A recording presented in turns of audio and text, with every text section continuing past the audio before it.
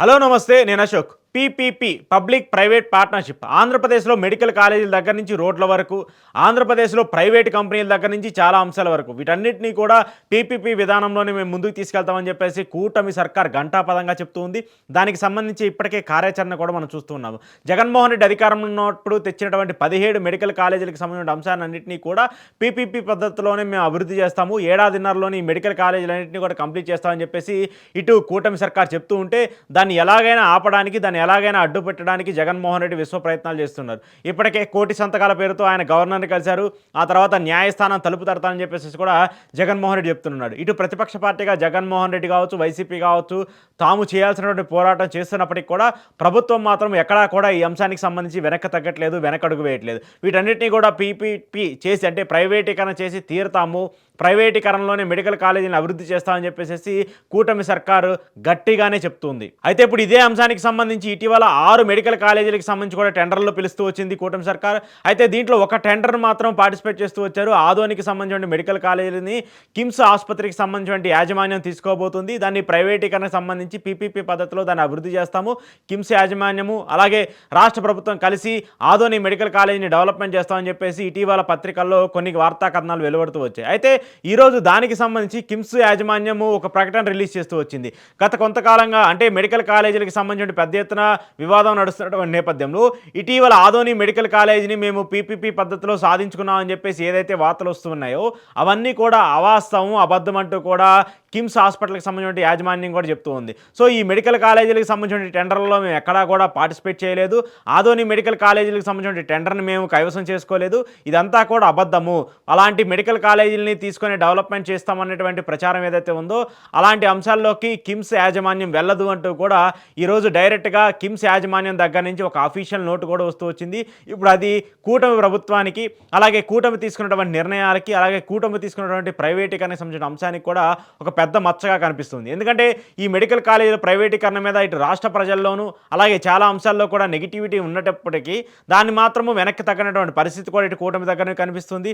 అలాగే ఇటీవల మెడికల్ కాలేజీలకు సంబంధించి టెండర్లు పిలిచినా కూడా ఒక్కళ్ళంటే ఒక్కళ్ళు కూడా టెండర్లో పార్టిసిపేట్ చేయనటువంటి పరిస్థితి కనిపిస్తుంది. మొన్నటి వరకు కూడా వాళ్ళు పార్టిసిపేట్ చేస్తూ వచ్చారు, ఆ టెండర్ని అంతా కూడా వాళ్ళు దక్కించుకున్నారు, కిమ్స్ యాజమాన్యం దక్కించుకొని ఆదోని మెడికల్ కాలేజీని కూడా కట్టబోతుందని చెప్పేసి ఏదైతే ప్రకటన వచ్చిందో ఆ ఒక్క టెండర్ కూడా మేము వేయలేదని చెప్పేసి డైరెక్ట్గా ఈరోజు యాజమాన్యమే బయటకు వచ్చి చెప్తున్నటువంటి పరిస్థితి కనిపిస్తుంది. అంటే ఆంధ్రప్రదేశ్లో ప్రైవేటీకరణకి సంబంధించి ఎంత పెద్ద ఎత్తున వ్యతిరేకత ఉంది, అంతకంటే ముఖ్యంగా మెయిన్గా మెడికల్ కాలేజీలకు సంబంధించి జగన్మోహన్ రెడ్డి ఇచ్చినటువంటి వార్నింగ్, జగన్మోహన్ రెడ్డి చేసినటువంటి వ్యాఖ్యలన్నీ కూడా టెండర్లకి సంబంధించి కావచ్చు, లేదంటే ఎవరైతే టెండర్లో పార్టిసిపేట్ చేయాలనుకున్నటువంటి కంపెనీలకు సంబంధించి ఒక భయాన్ని కొల్పించే పరిస్థితులు అయితే ఖచ్చితంగా కనిపిస్తున్నాయి. మిగతా అంశాలకు సంబంధించి ఎలా ఉన్నాయో తెలియదు కానీ మెడికల్ కాలేజీలకు సంబంధించి మాత్రము టెండర్లో వేయాలంటే కూడా భయపడే పరిస్థితి కనిపిస్తుంది. టెండర్లో పార్టిసిపేట్ చేయాలన్నా కూడా ఎవరికి ముందుకు రాని సిచ్యువేషన్ అయితే మనకు కనిపిస్తుంది. అయితే దీని ప్రాతిపదికలోనే మిగతా అంశాలన్నింటినీ కూడా ఇటీవల ఏదైతే జగన్మోహన్ రెడ్డి వార్నింగ్ ఇస్తూ వచ్చారో ఆ వార్నింగ్ ఇచ్చిన తర్వాత కూడా చాలామంది ప్రైవేటీకరణకు సంబంధించి ప్రభుత్వం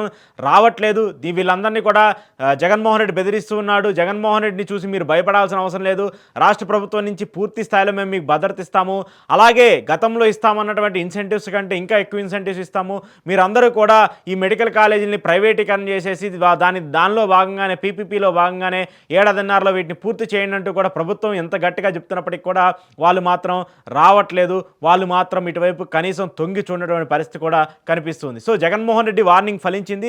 జగన్మోహన్ రెడ్డి ఇచ్చినటువంటి ఏదైతే పరిస్థితులు ఉన్నాయో మెయిన్గా మెడికల్ కాలేజీలకు సంబంధించి ఎవరు వచ్చినా వాటిని ఎవరు టెండర్లో దక్కించుకున్నా మళ్ళీ మేము అధికారంలోకి వచ్చిన తర్వాత వాటన్నిటిని కూడా ప్రభుత్వంలోకి తీసుకుంటాము, అలాగే మిమ్మల్ని అందరినీ కూడా తీసుకెళ్లి జైల్లో పెడతామని చెప్పేసి ఆయన గట్టిగా వాదించడము, దానికి భయపడి టెండర్లు అందరూ కూడా వెనక్కి వెళ్ళటము, ఒక టెండర్ కూడా అయిపోయింది, ఒక టెండర్ వేసేసామని చెప్పేసి ఎవరైతే చెప్తున్నారో కిమ్స్కి సంబంధించి వాళ్ళు కూడా అసలు మేము టెండర్లోనే పార్టిసిపేట్ చేయలేదని చెప్పేసి వాళ్ళు చెప్పడం కూడా ఇవన్నీ చూస్తూ ఉంటే మాత్రము మెడికల్ కాలేజీలో జగన్మోహన్ రెడ్డి విజయం సాధించాడు. మెడికల్ కాలేజీలు ప్రైవేటీకరణకి సంబంధించిన అంశంలో మాత్రము జగన్మోహన్ రెడ్డి మోరల్గా, జగన్మోహన్ రెడ్డి ఎథికల్గా, జగన్మోహన్ రెడ్డి ఒక అపోజిషన్ పార్టీ లీడర్గా సక్సెస్ అయ్యారనేది 100% చెప్పొచ్చు. అయితే దీంట్లో ప్రభుత్వానికి సంబంధించిన బాధ్యత ఎంతవరకు ఉంటుంది? ఇప్పుడు మన రాష్ట్రానికి సంబంధించి ఎవరు కూడా టెండర్లో పార్టిసిపేట్ చేసినటువంటి పరిస్థితి లేదు. మరి ఇతర రాష్ట్రాల నుంచి కూడా చాలామంది ఉంటారు, వాళ్ళు కూడా టెండర్లు వేసే సిచ్యువేషన్ ఉంటుంది.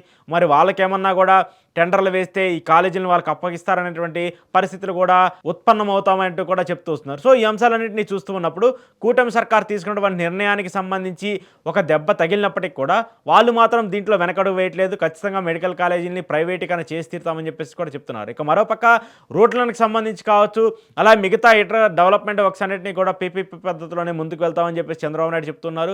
ఏదైతే రోడ్లకు సంబంధించి కూడా ప్రైవేటు వ్యక్తుల భాగస్వామ్యం తీసుకొని ఇప్పుడు 6,000 కోట్లు 7,000 కోట్లు ఇమీడియట్గా రోడ్లు వేయాలంటే అవసరమైనటువంటి పరిస్థితి ఉంది. సో అంత డబ్బులు రాష్ట్ర ఖజానాలో లేవు కాబట్టి పీపీపీ పద్ధతిలోనే ఆ రోడ్లను కూడా ప్రైవేటు వ్యక్తులకు ఇచ్చి ఆ రోడ్లన్నింటినీ కూడా బాగు చేస్తాము, రోడ్లన్నింటికి కూడా మరమ్మతులు చేస్తామని చెప్పేసి రాష్ట్ర సర్కార్ చెప్తుంది. సో ఇలా రోడ్ల దగ్గర నుంచి, కాలేజీల దగ్గర నుంచి, ఆరోగ్యం దగ్గర నుంచి, విద్య దగ్గర నుంచి ప్రతి ఒక్కటి కూడా ప్రైవేటీకరణ చేస్తే ఇక ఆంధ్రప్రదేశ్లో అన్ని వ్యవస్థలు, ఆంధ్రప్రదేశ్లో ప్రభుత్వానికి సంబంధించిన అన్ని రంగాలు కూడా ప్రైవేట్ వ్యక్తుల చేతిలోకి వెళ్ళే అవకాశం ఉంటుందంటూ కూడా వైసీపీ విమర్శిస్తుంది. అలాగే ఇక ప్రైవేటుకి సంబంధించినటువంటి వ్యక్తుల చేతుల్లోనే పెత్తనం, ప్రైవేటుకి సంబంధించిన వ్యక్తుల చేతుల్లోనే పెత్తందారితనం కూడా ఉంటుందని చెప్పేసి కూడా విమర్శలు వస్తున్నటువంటి నేపథ్యంలో కూటమి సర్కార్ తీసుకున్నటువంటి నిర్ణయాలు, కూటమి సర్కార్ తీసుకున్నటువంటి అంశాలకు సంబంధించి ప్రజల్లో తీవ్రంగా వ్యతిరేకత వస్తుంది. దాంతోపాటు మెయిన్గా ఏదైతే ఈ విద్యకి సంబంధించి, వైద్యానికి సంబంధించి, ఆరోగ్యశ్రీకి సంబంధించిన అంశాలు ఉన్నాయో వాటన్నిటి మీద కూడా తీవ్ర స్థాయిలో ఇబ్బందులు ఉన్నటువంటి నేపథ్యంలో రాబోయే రోజుల్లో కూటమి సర్కార్ ఈ అంశాలకు సంబంధించి మరిన్ని ఇబ్బందులు ఎదుర్కోబోతుంది. కూటమి సర్కార్ ఈ అంశాలన్నిటికీ సంబంధించి ప్రజలకి సమాధానం చెప్పాల్సిన బాధ్యత కూడా ఉంటుందని చెప్పేసి వైసీపీ ఆలోచిస్తుంది. అంతకంటే కూడా మెయిన్గా నేను ఇందాక నేను చెప్తున్నట్టు విద్యార్థులకు సంబంధించి, స్టూడెంట్స్కి సంబంధించి ఫీజు బకాయిలు ఏవైతే చెల్లించాల్సి ఉందో వాటికి సంబంధించి కూడా ఇప్పటివరకు చెల్లించినటువంటి నేపథ్యంలో వాటి మీద కూడా అన్ని రాజకీయ పార్టీలు కూడా ఉద్యమం చేయడానికి కూడా సిద్ధంగా ఉన్నాయి. ఇప్పటివరకు 8 టర్ములుగా వాళ్ళకి కాలేజీలు కూడా బకాయిలు చెల్లించాల్సిన పరిస్థితి కనిపిస్తుంది. సో వాటిని కూడా ఇంతవరకు కంప్లీట్ చేయటువంటి సిచ్యువేషన్ కూడా ఆంధ్రప్రదేశ్లో ఉంది. సో ఇలాంటి నేపథ్యాలన్నింటినీ చూసుకుంటున్నప్పుడు కూటమి సర్కార్ వచ్చేటువంటి ఏడాదిన్నరలోనే గడ్డు పరిస్థితులు ఎదుర్కొంటుంది. ఇంకా 3.5 ఏళ్ల పాలనని ముందుకు తీసుకెళ్లాలన్నా, వాళ్ళు ఇచ్చినటువంటి హామీలను ముందుకు తీసుకెళ్లాలన్నా కూడా కూటమికి కత్తి మీద సాములానే మారినటువంటి పరిస్థితి కనిపిస్తుంది. కూటమి ఇలానే ముందుకెళ్తే మాత్రము రాష్ట్రం దివాలా తీయక తప్పని పరిస్థితులు కూడా ఆంధ్రప్రదేశ్లో కనిపిస్తూ ఉన్నాయి.